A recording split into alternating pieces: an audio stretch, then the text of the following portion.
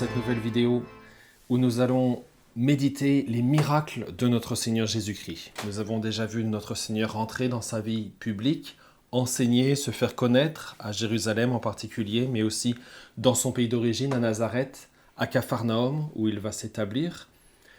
Et nous avons vu qu'entre ces deux premiers voyages entre la Galilée et la Judée, notre Seigneur Jésus-Christ va accomplir son premier miracle à l'occasion des noces de Cana.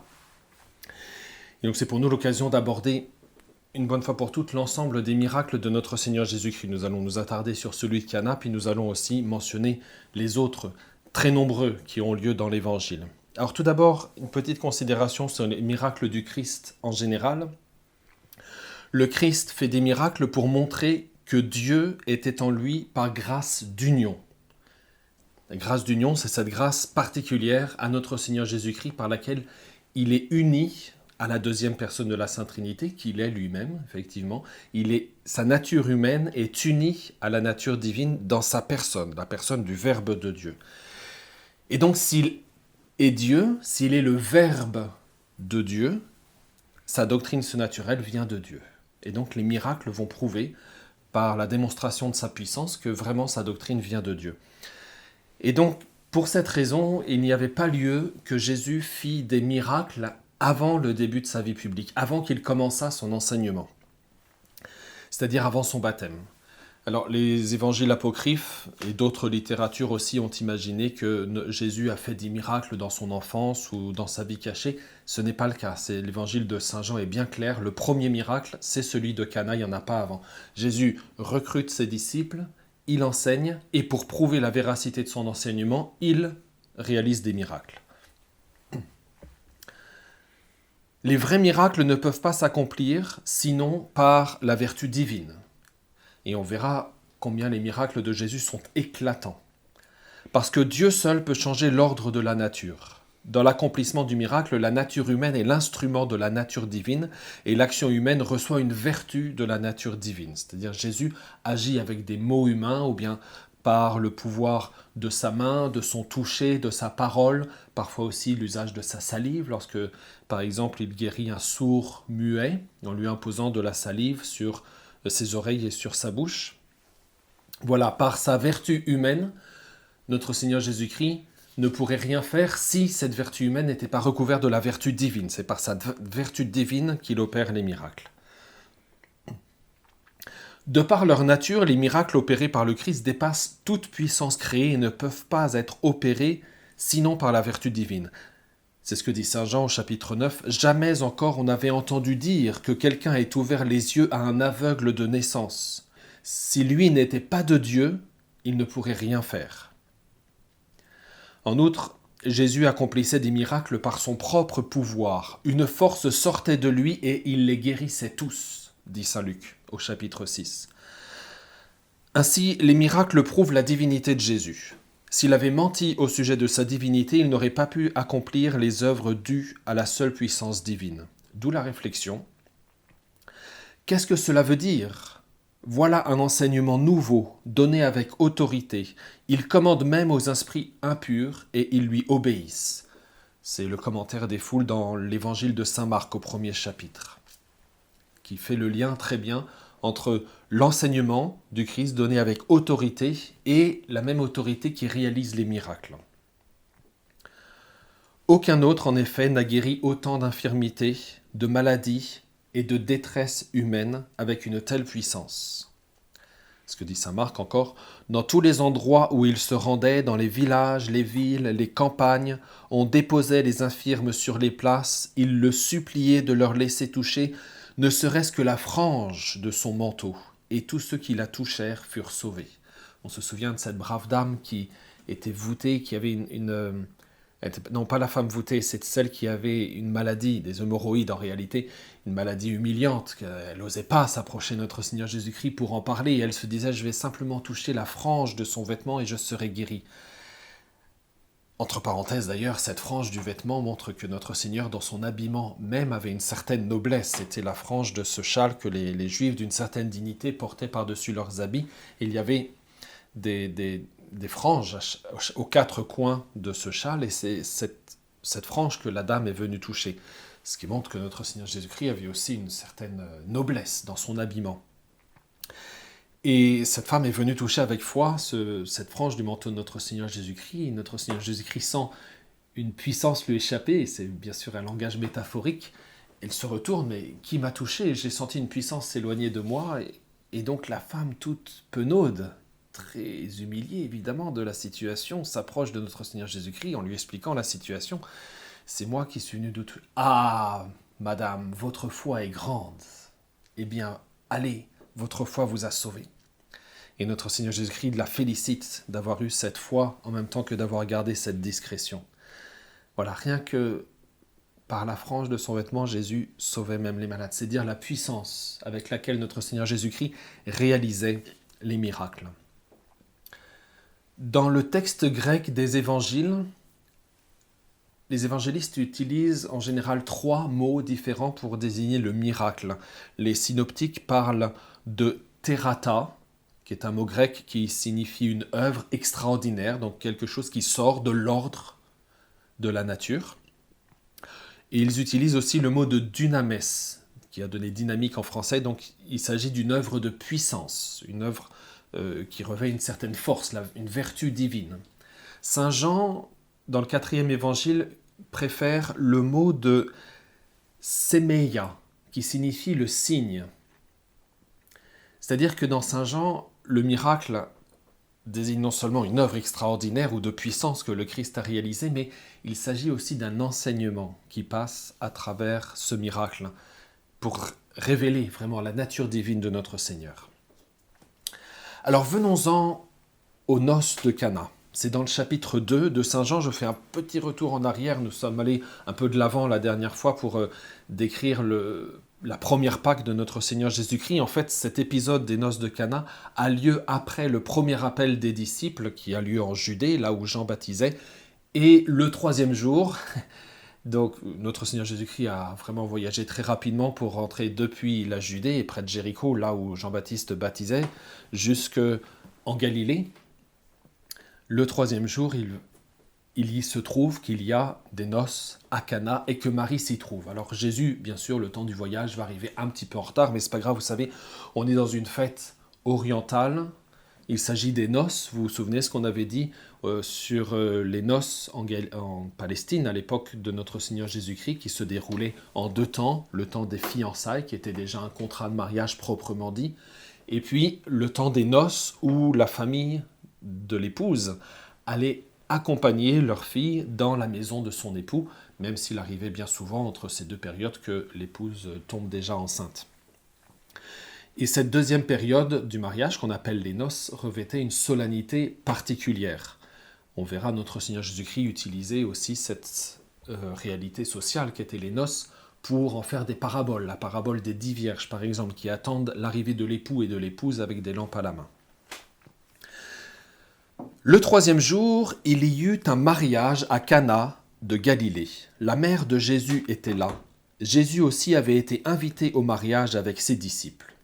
Or, on manqua de vin. On imagine Jésus arriver après un long voyage. Il ne va pas directement à Nazareth, mais il va à Cana, là où il était invité. Ses disciples aussi étaient invités. Alors de qui s'agissait-il? L'Évangile ne nous le dit pas. Les pères de l'Église ont imaginé plusieurs hypothèses, que c'était l'un des disciples, l'un des apôtres, on n'en sait rien en réalité. Toujours est-il que Marie est là, Jésus arrive quelques 2-3 jours plus tard, le temps de faire le voyage, et il vient avec ses disciples.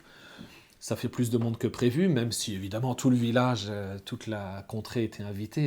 Dans ces mariages orientaux, il n'y a pas de carton d'invitation, on envoie les gens annoncer qu'un mariage a lieu et tout le monde est invité, donc tous ceux qui veulent se joindre à la noce peuvent venir.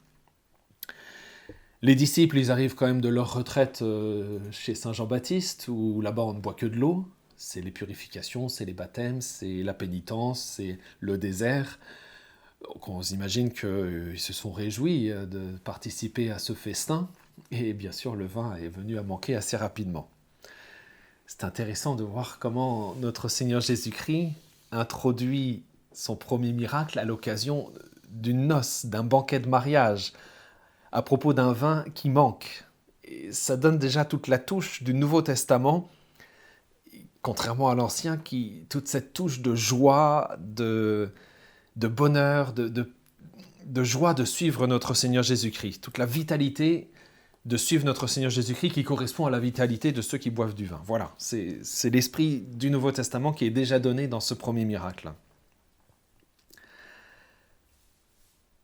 On remarque aussi, bien entendu, la délicatesse de la très sainte Vierge Marie, qui a vraiment un rôle dans cet épisode de la vie de notre Seigneur Jésus-Christ. C'est très curieux d'ailleurs dans l'évangile de Saint Jean où Marie apparaît à cet endroit-là, et elle apparaîtra encore au pied du calvaire, mais Saint Jean ne reprend pas les récits de Saint Luc sur l'enfance de notre Seigneur Jésus-Christ, mais en l'occurrence, il souligne le rôle de Marie lorsque Jésus commence son ministère public et va accomplir son premier miracle.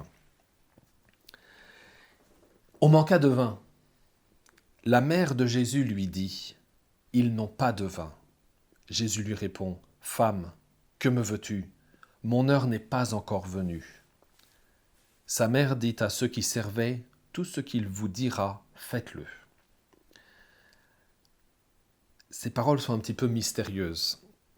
On a noté bien sûr la délicatesse de Marie qui remarque l'embarras dans lequel se trouvent les hôtes, donc les mariés, la famille des mariés, qui va voir délicatement notre Seigneur Jésus-Christ et qui l'invite à faire quelque chose. Qui comprend, il y a une intelligence chez Marie du mystère de Dieu. Elle comprend que notre Seigneur Jésus-Christ l'a quitté pour commencer son ministère public, qu'il a déjà recruté ses premiers disciples, qu'il a déjà commencé à enseigner d'une certaine manière. Le temps est venu pour lui de se manifester au monde et c'est Marie qui l'invite. Allez, vas-y, fais quelque chose. Et la réponse de notre Seigneur Jésus-Christ est, en apparence en tout cas, très froide. Non pas sur le terme « femme », qui, dans le contexte, dans le langage grec, est quelque chose de normal, de la même manière qu'on disait « madame », même à sa mère dans les familles nobles, au XVIIe, XVIIIe siècle. Le terme « femme », gunai, est un terme officiel, même de la part d'un fils envers sa mère. Ça n'a aucune nuance dépréciative. Mais ce qui est vraiment étonnant, c'est la réponse de notre Seigneur Jésus. « Femme, que me veux-tu » c'est très mal traduit en français, bien sûr, c'est traduit pour être mis à notre portée, mais notre Seigneur Jésus-Christ utilise un hébraïsme dans cette phrase qui est assez bien rendu en latin « Quid mihi et tibi mulier » Quoi à toi et à moi. Cette phrase apparaît 2 fois dans l'Évangile, ici à l'occasion des noces de Cana, et une autre fois dans l'Évangile de Saint Marc, lorsque notre Seigneur Jésus-Christ chasse un démon, et que le démon lui répond « Jésus, qu'y a-t-il entre toi et moi ? Quid tibi et mihi ? Qu'y a-t-il à toi et à moi ?» Donc c'est vraiment une forme de rejet, d'opposition, pour marquer l'opposition chez Saint Marc entre le démon et Jésus, on le comprend tout à fait, et ici chez Saint Jean entre Jésus et sa mère. Là, on comprend déjà beaucoup moins. En bon français, pour essayer de traduire cette démarcation qu'expriment les termes de la phrase de notre Seigneur Jésus-Christ, on pourrait dire « Occupe-toi de tes affaires, laisse-moi tranquille, ne t'en fais pas, je m'en occupe ». Ça marque une divergence d'opinion et d'intérêt. En fait, la réponse de notre Seigneur Jésus-Christ, cette première réaction qu'il manifeste à la demande de sa mère, signifie que le moment n'est pas encore venu de se manifester comme thaumaturge et comme Messie. Il demande encore le temps de la réflexion, il demande le temps d'attendre l'heure du Père. Mon heure n'est pas encore venue. Mon heure, c'est un terme que notre Seigneur Jésus-Christ utilisera plusieurs fois dans l'évangile de Saint Jean. Et bien souvent, ce terme de « mon heure » signifie le temps de la passion, mais pas uniquement. Et là, en l'occurrence, il ne s'agit pas du moment de la passion, parce que ce serait vraiment incongru dans le contexte des noces de Cana de parler déjà de la passion, mais plutôt de l'heure que le Père a fixée pour que son Fils se manifeste au monde en tant que Messie, réellement, et donc réalise son premier miracle. Mon heure, c'est le moment fixé par le Père de la manifestation de Jésus au monde. Et donc, par cette phrase, « Qu'y a-t-il entre toi et moi, femme ?» Jésus s'excuse auprès de sa mère. « Désolé, le moment n'est pas encore venu selon les desseins du Père. » Il y a donc un conflit apparent entre l'intervention sollicitée par la mère de Jésus et l'heure fixée par le Père. Ce que tu me demandes ne dépend pas de nous, mais de mon Père qui a fixé l'heure. » Marie ne dialogue pas, elle ne discute pas avec notre Seigneur Jésus-Christ. Elle a certainement une inspiration, une proximité avec Jésus d'une part et avec son Père aussi d'autre part. Elle comprend les choses à mi-mot et malgré la réponse de notre Seigneur Jésus-Christ, elle sait que si, en fait, l'heure de Jésus est venue de se manifester au monde. Et elle a confiance que Jésus va faire quelque chose. Et donc, avec cette confiance, cette grande confiance dans les desseins de Dieu, elle qui est tellement spirituelle et qui lit d'une certaine manière dans les desseins de Dieu, peut-on dire, même si bien sûr beaucoup de choses lui restent encore mystérieuses, Jésus n'a pas encore tout révélé, mais avec cette confiance, elle se tourne vers les serviteurs et elle leur parle comme une maîtresse de maison. Elle a bien compris le refus de son fils, mais elle a bien compris aussi l'influence qu'elle peut avoir auprès de son fils et l'influence qu'elle peut avoir sur le cœur de Dieu. Et donc, elle sait que sa parole est le signe de l'heure du Père. Elle a confiance dans sa prière auprès de son Fils. Elle sait que sa prière peut modifier l'ordre prévu par le Père. C'est un grand enseignement pour nous, pour la confiance que nous pouvons avoir dans notre prière envers la Sainte Vierge Marie.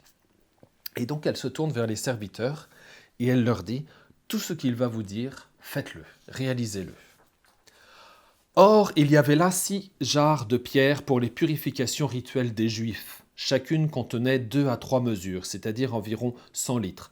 Voilà, donc 6 jarres de 2 ou 3 mesures. Une mesure, ça fait à peu près 40 litres. Donc voilà, en gros, 5 ou 6 jarres de 2 ou 3 mesures, on a approximativement 500 litres disponibles. Jésus dit à ceux qui servaient « Remplissez d'eau les jarres », et ils les remplirent jusqu'au bord. Il leur dit « Maintenant puisez et portez-en au maître du repas. » Ils lui en portèrent. Et celui-ci goûta l'eau changée en vin. Il ne savait pas d'où venait ce vin, mais ceux qui servaient le savaient bien, eux qui avaient puisé de l'eau. Alors le maître du repas appelle le marié et lui dit « Tout le monde sert le bon vin en premier, et lorsque les gens ont bien bu, on apporte le moins bon. Mais toi, tu as gardé le bon vin jusqu'à maintenant. » Tel fut le commencement des signes que Jésus accomplit. C'était à Cana, en Galilée. Il manifesta sa gloire et ses disciples crurent en lui. Saint Jean rapporte ce miracle, d'abord dans toute sa fraîcheur, comme on l'a dit, c'est quand même le premier miracle de notre Seigneur Jésus-Christ, à l'occasion d'un banquet de fête, pour nous dire toute la vitalité du Nouveau Testament. Et Saint Jean conclut ce miracle sur une petite touche d'humour. Il va rapporter la remarque du maître de cérémonie pour souligner la qualité du miracle. C'est un miracle qui est remarquable par sa qualité et par sa quantité. Donc on a dit environ 500 litres d'eau ont été changés en vin. Saint Jean a la délicatesse de signaler que les jarres ont été remplies jusqu'au bord, pour être sûr que rien n'a été ajouté entre-temps. Les jarres sont portées telles quelles au maître du festin, celui qui avait organisé le repas, le menu, les boissons, etc. Et en plus, c'est du bon vin. La qualité est remarquée par le maître d'hôtel qui le fait remarquer de manière familière et joviale au chef de famille. Voilà comment notre Seigneur Jésus-Christ, nous dit Saint Jean, a manifesté sa gloire. Il s'est fait connaître par la désignation de Saint Jean, voici l'agneau de Dieu. Il a été suivi par les premiers disciples. Il leur a enseigné les premiers mystères du royaume de Dieu. Venez et voyez, et vous verrez des choses plus prodigieuses encore. Et maintenant, il manifeste sa gloire, sa puissance divine. Sa gloire, la doxa en grec, est la manifestation de la présence de Dieu, comme la source et le lieu de son rayonnement. Cette gloire existe en elle-même, mais cette fois, elle est vue par les disciples et elle est louée. Les disciples vont louer la gloire de notre Seigneur Jésus-Christ, qui manifeste la gloire de Dieu. C'est le premier indice que Jésus est le Verbe incarné, parce qu'il a réussi à accomplir un miracle aussi éclatant.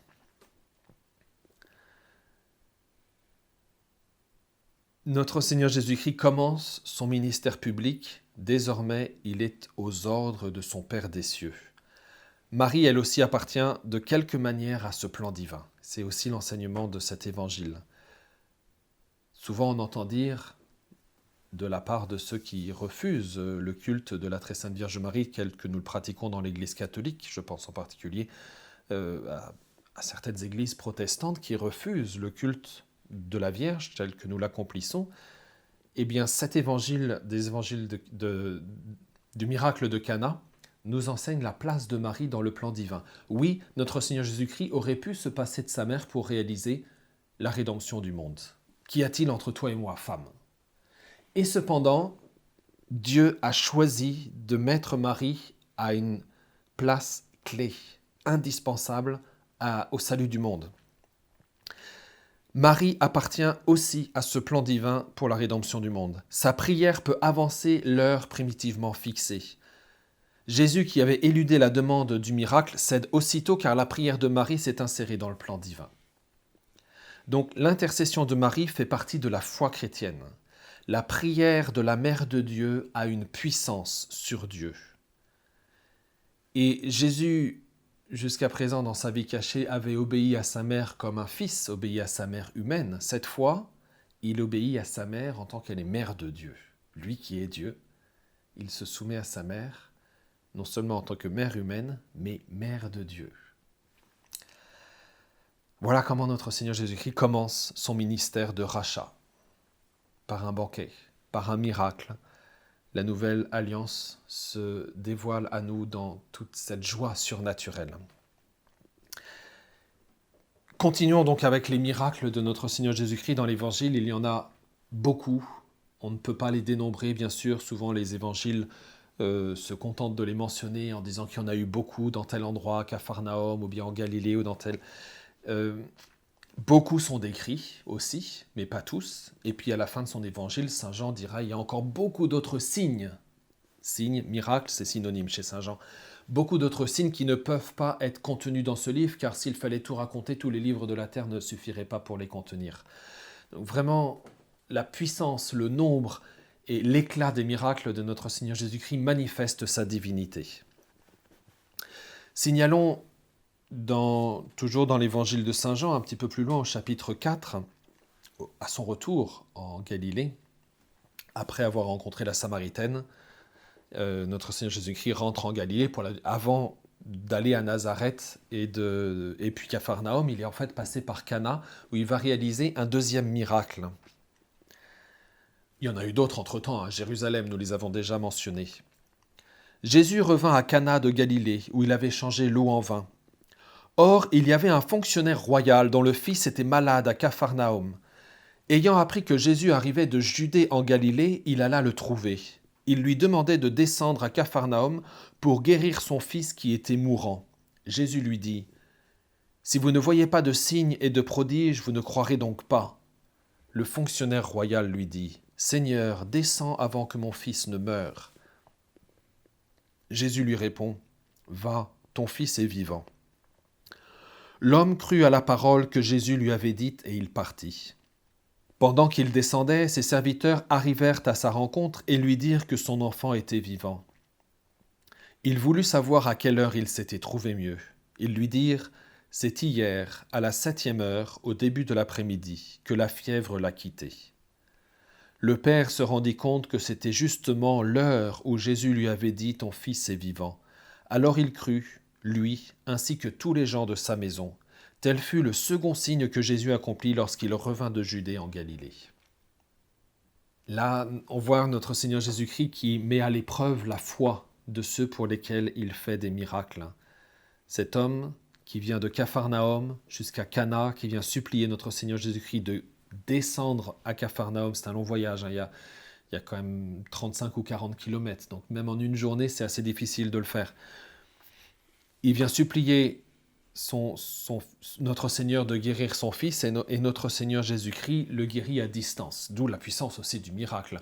Il faudra toute la bonne foi du Père, le doute aussi certainement, il retourne vers Capharnaüm et c'est en voyage que ses serviteurs viennent à sa rencontre pour le rassurer : ton fils vit, et exactement à l'heure où notre Seigneur Jésus-Christ avait donné sa parole.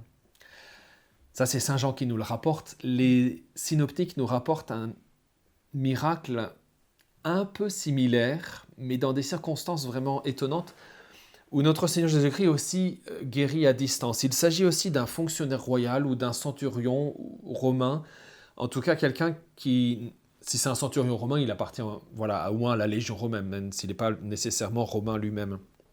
Là, dans l'évangile de Saint Jean, il s'agit d'un fonctionnaire royal, donc certainement un serviteur du roi Hérode. On savait cette accointance entre Hérode et les Romains. D'une part, c'est quelqu'un qui vient de Capharnaüm vers Cana, qui vient solliciter un miracle auprès de notre Seigneur Jésus-Christ. De l'autre part, c'est à Capharnaüm que Jésus se trouve et aussi quelqu'un qui n'appartient pas au peuple juif. Ce légionnaire va vers notre Seigneur Jésus-Christ. Et dans les synoptiques, Saint Matthieu, Saint Marc, cet homme est loué pour le soutien qu'il a apporté à la communauté à Capharnaüm, parce qu'il a fait construire une synagogue, c'est un homme d'une certaine aisance, en tout cas un ami des Juifs et de la religion juive qui a aidé la communauté locale de diverses manières, en particulier religieuses. C'est un homme apprécié et il a cette délicatesse d'envoyer ses serviteurs à notre Seigneur Jésus-Christ et voyant que Jésus se déplace, il va lui-même à sa rencontre en disant « Seigneur, ce n'est pas la peine de vous déplacer, vous avez toute puissance, dites seulement une parole et mon serviteur sera guéri. » Et là aussi, notre Seigneur Jésus-Christ opère le miracle à distance. Alors, est-ce qu'il s'agit d'un seul et même miracle qui sont racontés dans des circonstances différentes par Saint Matthieu et Saint Jean? C'est possible. Ou alors est-ce qu'il s'agit vraiment de deux miracles différents où notre Seigneur Jésus-Christ a accompli 2 fois un miracle à distance? C'est possible aussi. Les deux interprétations sont acceptables, le bon Dieu nous révélera au ciel ce qu'il en était dans la réalité. Mais là aussi, sachons recevoir les évangiles tels qu'ils nous ont été transmis sous l'inspiration du Saint-Esprit et recevoir à travers ce signe qui est raconté l'enseignement que le Saint-Esprit veut nous faire connaître.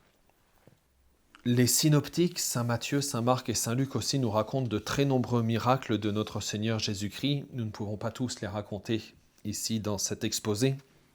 Parmi les premiers miracles au début de la vie publique, mentionnons aussi l'expulsion des démons, les exorcismes que notre Seigneur Jésus-Christ accomplit, qui sont très nombreux, très spectaculaires aussi. L'un des tout premiers a lieu à Capharnaüm, ce jour même où Jésus avait enseigné dans la synagogue pour la première fois, et au sortir de la synagogue, notre Seigneur Jésus-Christ chasse le démon d'une personne qui est possédée. Alors attention, les possessions diaboliques, il ne faut pas voir le diable partout, mais il faut savoir quand même qu'il est très présent. Nous avons déjà expliqué que le diable a un pouvoir sur notre imagination et sur nos émotions pour la tentation.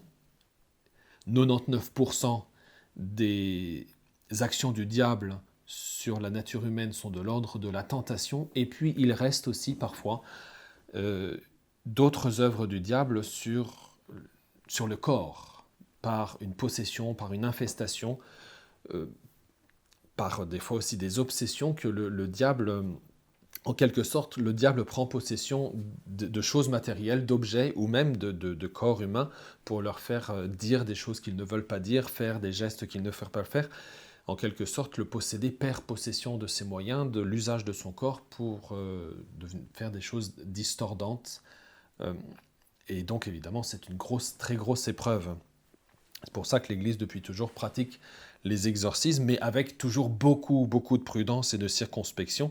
Les exorcismes commencent en particulier sont toujours précédés par une enquête de pas n'importe quel prêtre, normalement, l'évêque lui-même, ou bien une personne, un curé, que l'évêque a désigné, et qui sont faites avec beaucoup de circonspection pour ne pas se laisser atteindre par les pièges du démon.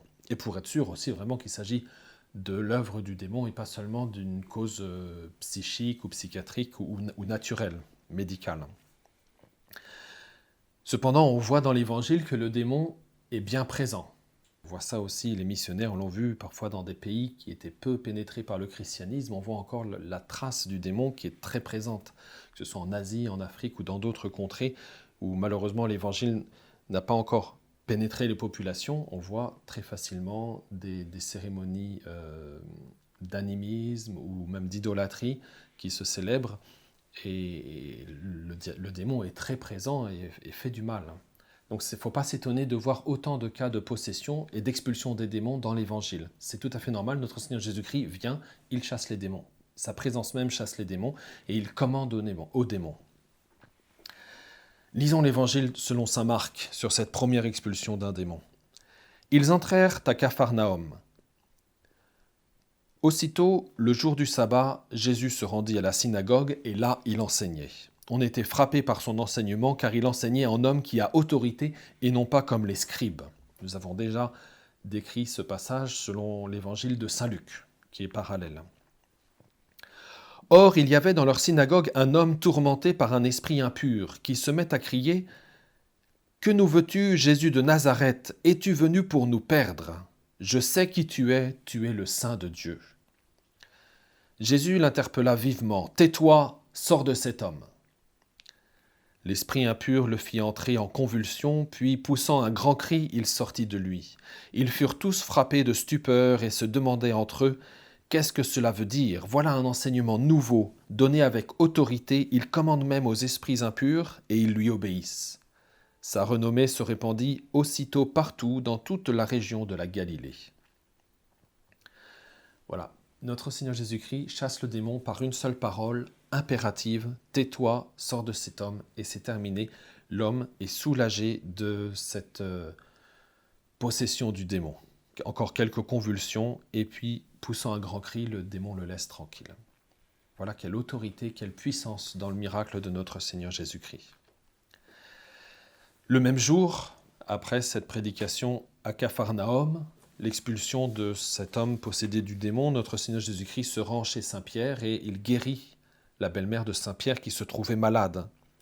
Aussitôt sortis de la synagogue, ils allèrent avec Jacques et Jean dans la maison d'André et Simon.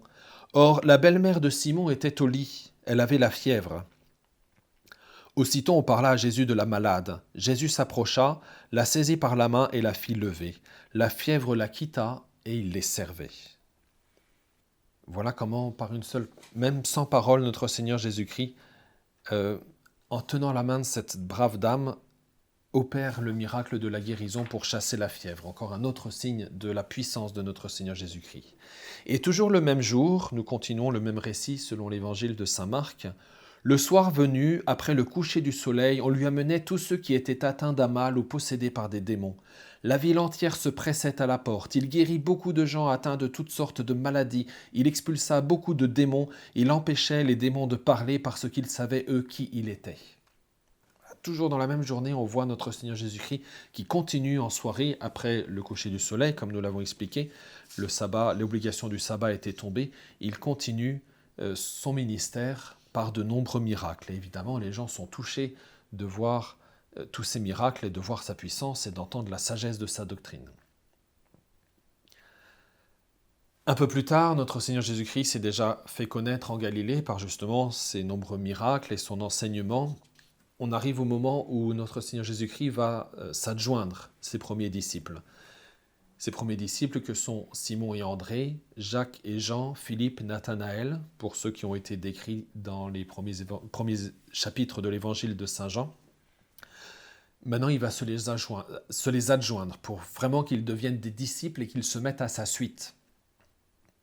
Jusqu'à présent, c'était juste des suiveurs, des followers, comme on dit aujourd'hui. Mais ils avaient continué d'exercer leur métier.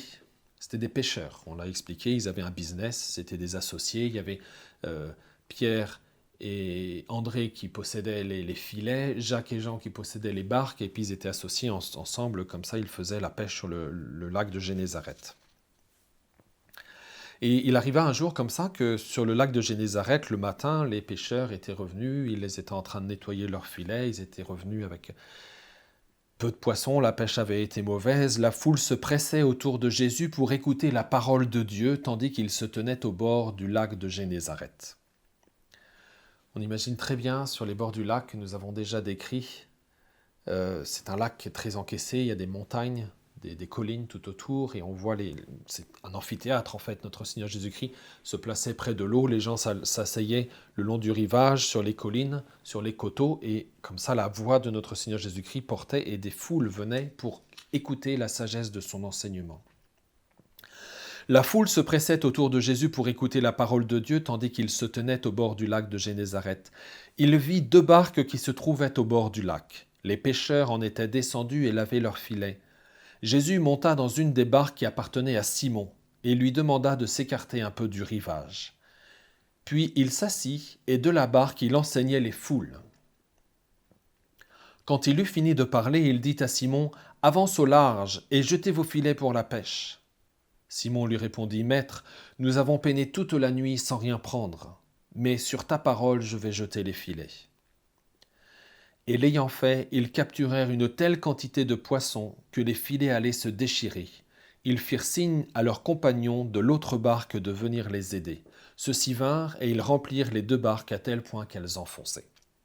Nous avons déjà mentionné ce miracle au moment de l'appel des disciples dans une vidéo précédente, mais là, attachons-nous au miracle.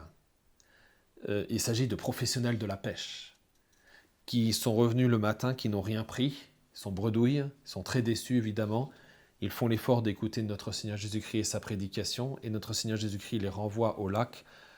Ils partent ensemble et là, ils font une pêche miraculeuse. Et là, évidemment, la puissance du miracle ne peut pas échapper à ces professionnels de la pêche. Et c'est là donc que notre Seigneur Jésus-Christ va s'attacher ses disciples. Et à la fin, on voit les disciples qui abandonnent leur barque, qui abandonnent leur filet, malgré tout ce que ça représentait pour eux, et ils suivent notre Seigneur Jésus-Christ, et ils vont le suivre jusque dans les villages de Galilée pour porter la bonne nouvelle autour d'eux. Vraiment, le miracle a été pour eux l'occasion d'adhérer, que leur foi adhère à notre Seigneur Jésus-Christ et qu'ils le suivent. Mentionnons encore, là, il suffit de lire l'évangile de saint Matthieu, les chapitres 8 et 9. Nous avons déjà mentionné que l'évangile de saint Matthieu procède par thème. Ce n'est pas vraiment un ordre chronologique, mais il va procéder par thème. Et on voit par exemple les chapitres 8 et 9 sont entièrement consacrés au miracle que notre Seigneur Jésus-Christ opère. Le premier, c'est la purification d'un lépreux. Un lépreux vint auprès de Jésus. Il le suppliait et tombant à ses genoux, il lui dit « Si tu le veux, tu peux me purifier. » Saisi de compassion, Jésus étendit la main et le toucha et lui dit « Je le veux, sois purifié. » À l'instant même, la lèpre le quitta et il fut purifié. Voilà, la puissance de notre Seigneur Jésus-Christ. Si tu veux, tu peux me purifier, je le veux, sois purifié. Et à l'instant, la lèpre, vraiment, et c'est visible, puisque la lèpre est une maladie de la peau, et c'est quelque chose qui est vraiment éclatant. Le même évangile de saint Matthieu continue avec la guérison du serviteur du centurion païen, ce miracle que nous avons déjà mentionné, qui est parallèle au deuxième miracle de Cana. La guérison de la belle-mère de Pierre, les exorcismes et les guérisons, la tempête apaisée, ça aussi c'est un autre miracle éclatant, parce que notre Seigneur Jésus-Christ, fatigué par ses nombreuses pérégrinations en Galilée, il dort dans la barque malgré la tempête, et on avait déjà mentionné que la tempête sur le lac de Galilée peut être violente. Notre Seigneur Jésus-Christ dort, les apôtres perdent confiance, ils le réveillent. « Seigneur, sauve-nous, nous périssons !» Jésus se lève, il commande au vent et à la mer. Le vent s'arrête et la mer devient calme. Sur sa parole. Qui est cet homme qui commande même au vent et à la mer? Saint Matthieu continue avec l'exorcisme des démoniaques géraséniens qui se trouvent de l'autre côté ce village de Génézareth se trouve de l'autre côté du lac de Tibériade. Et c'est un miracle qui est fait avec un tel éclat, puisque les démons supplient notre Seigneur Jésus-Christ. C'est là que les démons disent à Jésus, « Qu'y a-t-il entre toi et moi ?» Et Jésus leur commande, « Allez prendre possession des cochons. » D'ailleurs, ce qui nous montre que ce village de Génézareth de Géraséniens, n'était pas habité que par des Juifs, puisqu'il y avait des troupeaux de cochons. Et les cochons, dont les démons prennent possession, s'en vont au bord de la falaise et sont précipités dans le lac de Génézareth, justement. Et cela crée une stupeur parmi les habitants et ils demandent à Jésus de s'éloigner. Et donc notre Seigneur Jésus-Christ, à l'invitation des habitants qui ont peur, reprend la barque et retourne vers Capharnaüm. À Capharnaüm, notre Seigneur Jésus-Christ guérit un paralytique. Vous savez, c'est ce fameux épisode où notre Seigneur Jésus-Christ est dans une maison assez petite, les gens viennent vers lui pour écouter sa prédication. Et il y a un paralytique qui demande la guérison. Les gens qui le portent vont être obligés de faire une ouverture dans le toit de la maison pour faire descendre le lit du paralytique au pied de notre Seigneur Jésus-Christ. Et Jésus, contre toute attente, au lieu de le guérir, lui dit « Tes péchés te sont pardonnés ». Les pharisiens, ce sera l'occasion d'un premier conflit que nous décrirons dans une prochaine vidéo. Quel est cet homme qui pardonne les péchés? Pour qui se prend-il? Eh bien, notre Seigneur Jésus-Christ répond en disant « Voilà, si je peux sauver cet homme de sa maladie, c'est que je peux aussi lui pardonner ses péchés. » Et donc il dit à l'homme « Lève-toi, prends ton lit et rentre chez toi ». Ce que fait ce paralytique immédiatement, montrant par là l'éclat du miracle, la puissance de notre Seigneur Jésus-Christ et révélant aussi la puissance, le pouvoir que notre Seigneur Jésus-Christ possède de pardonner les péchés. Saint Matthieu continue avec la guérison de la femme qui avait des hémorroïdes, on a déjà mentionné ce passage. La résurrection de la fille de Jaïr, qui est la première des 3 résurrections qui ont lieu dans l'Évangile.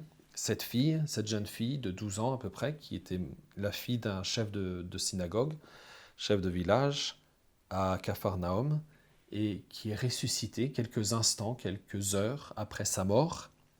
Il y aura une deuxième résurrection un peu plus tard aussi en Galilée, au village de Naïm, lors d'un voyage de notre Seigneur Jésus-Christ, au moment où on emmenait déjà le corps vers le cimetière, donc au moins 24 heures, sinon 2 ou 3 jours après la mort de ce jeune homme, fils unique d'une femme veuve.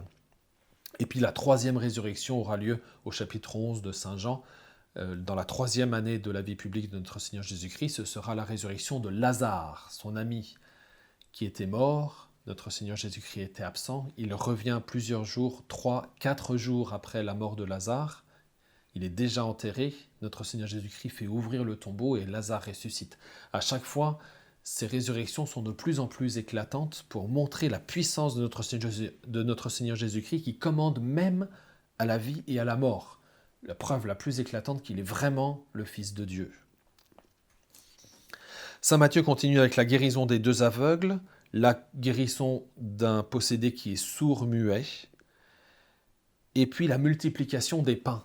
Nous aurons l'occasion de revenir sur ce miracle de la résurrection des pains qui sera l'occasion d'un très beau discours de notre Seigneur Jésus-Christ sur le pain de vie au chapitre 6 de Saint Jean.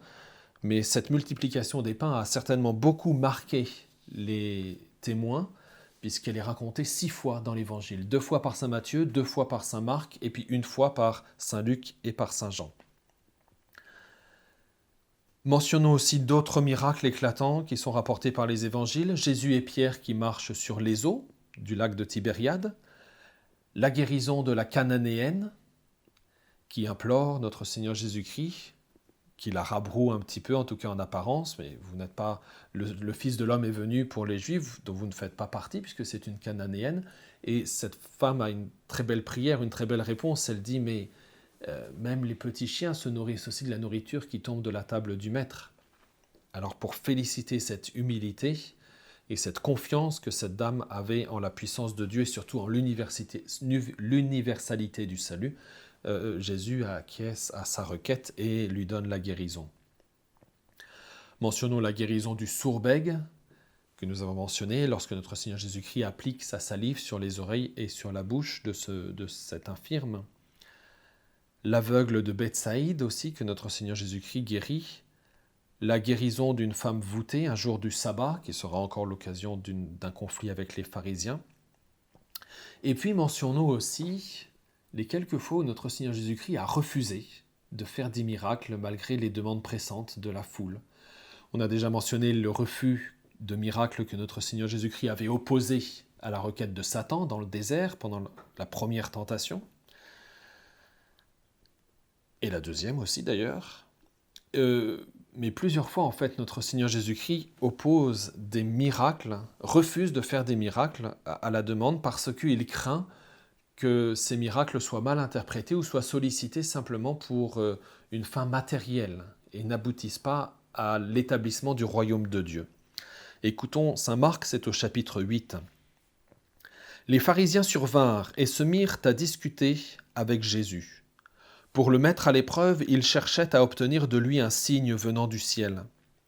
Jésus soupira au plus profond de lui-même et dit « Pourquoi cette génération cherche-t-elle un signe ? Amen, je vous le déclare, aucun signe ne sera donné à cette génération. » Puis il les quitta, remonta en barque et il partit vers l'autre rive. Cela fait écho à ce que nous avions déjà mentionné la dernière fois lorsque notre Seigneur Jésus-Christ a donné sa première prédication à Nazareth, dans son propre pays. Pourquoi fais-tu des miracles à Jérusalem et à Capharnaüm et pas chez nous? Et notre Seigneur Jésus-Christ a refusé de faire des miracles à Nazareth. Cela fera écho aussi, on le verra plus tard, au chapitre 6 de Saint Jean. Après la multiplication des pains, notre Seigneur Jésus-Christ va sur l'autre rive du lac de Génézareth. Les foules vont à sa recherche. Et Jésus leur demande, mais pourquoi me cherchez-vous? Parce que je vous ai procuré du pain, mais ne recherchez pas seulement la nourriture qui nourrit le corps, mais recherchez la nourriture qui nourrit l'âme. Et c'est là qu'il délivrera le beau discours du pain de vie. Deux autres miracles sont décrits dans l'évangile de Saint Jean aussi avec beaucoup de détails. Au chapitre 5, nous avons la guérison de l'infirme de la piscine de Bethsatha. Et puis au chapitre 9, la guérison de l'aveugle-né, qui sera aussi au début de la troisième année de la vie publique de notre Seigneur Jésus-Christ. Cette guérison de l'aveugle-né sera l'occasion d'un conflit aussi très, très fort avec les pharisiens. À la fin de la vie publique de notre Seigneur Jésus-Christ, au chapitre 12 de Saint Jean justement fait une rétrospective sur tous les miracles que notre Seigneur Jésus-Christ a accomplis, disant qu'évidemment il ne peut pas tous les raconter, mais Saint Jean, qui est l'évangéliste contemplatif, essaye de donner une conclusion sur ces miracles pour donner l'esprit dans lequel notre Seigneur Jésus-Christ les a réalisés et pour montrer qu'il réalise les prophéties annoncées. Alors qu'il avait fait tant de signes devant eux, certains ne croyaient pas en lui. Ainsi s'accomplissait la parole dite par le prophète Isaïe. « Seigneur, qui a cru ce que nous avons entendu? À qui la puissance du Seigneur a-t-elle été révélée ?» Ces paroles, Isaïe les a prononcées parce qu'il avait vu la gloire de Jésus, et c'est de lui qu'il a parlé. Cependant, même parmi les chefs du peuple, beaucoup crurent en lui. Mais à cause des pharisiens, ils ne le déclaraient pas publiquement de peur d'être exclus des assemblées. En effet, ils aimaient la gloire qui vient des hommes plus que la gloire qui vient de Dieu. Voilà la conclusion de Saint Jean de ceux qui, malgré l'évidence des miracles, refusent de croire en lui. Et à l'inverse, ceux qui croient en lui, mais non pas pour un motif spirituel, mais parce que notre Seigneur Jésus-Christ les a nourris matériellement. Voilà les deux écueils auxquels notre Seigneur Jésus-Christ se trouvera confronté. Et on peut se demander aujourd'hui, mais après 2000 ans, pourquoi notre Seigneur Jésus-Christ n'accomplit plus de miracles par l'Église ou... Voilà la réponse. D'abord, il en accomplit quand même. On voit parfois de temps en temps l'Église qui reconnaît des miracles comme authentiques, que ce soit à Lourdes ou dans d'autres localités. Mais surtout, il y a cet écueil que soit les miracles, malgré l'évidence, soient rejetés vraiment par refus de croire, ou bien l'écueil inverse, qui est celui de n'attribuer qu'un pouvoir humain, qu'une fin humaine aux miracles opérés par notre Seigneur Jésus-Christ. Donc lorsque nous lisons les évangiles et le récit des miracles de notre Seigneur Jésus-Christ dans les évangiles, ayons bien à cœur de rechercher leur portée spirituelle. Notre Seigneur Jésus-Christ accomplit des miracles pour prouver sa divinité, pour asseoir son autorité, pour démontrer que ce qu'il enseigne est vraiment la parole de Dieu. Et donc, recevons cette parole comme étant la parole de Dieu, recevons ces miracles comme des signes, selon la terminologie de Saint Jean, pour voir ce que Jésus nous enseigne à travers ces miracles et pour élever nos âmes à ce royaume spirituel qui est le royaume de Dieu. Voilà, désolé d'avoir été un petit peu long à décrire, en tout cas mentionner tous ces miracles de notre Seigneur Jésus-Christ. Je vous laisse à votre méditation, vous pouvez choisir le miracle que vous voulez, les noces de Cana ou bien n'importe quel autre, ou revenir à la méditation des différents miracles prévus par notre Seigneur Jésus-Christ, opérés par notre Seigneur Jésus-Christ dans l'Évangile. Dans une prochaine vidéo, nous reviendrons à la prédication que notre Seigneur Jésus-Christ a donnée. Nous verrons les paraboles qu'il a enseignées et nous verrons en particulier le discours que notre Seigneur Jésus-Christ a donné sur la montagne dans l'évangile de Saint Matthieu. Je vous dis à très bientôt et profitez bien de ce temps pour lire et prier l'évangile.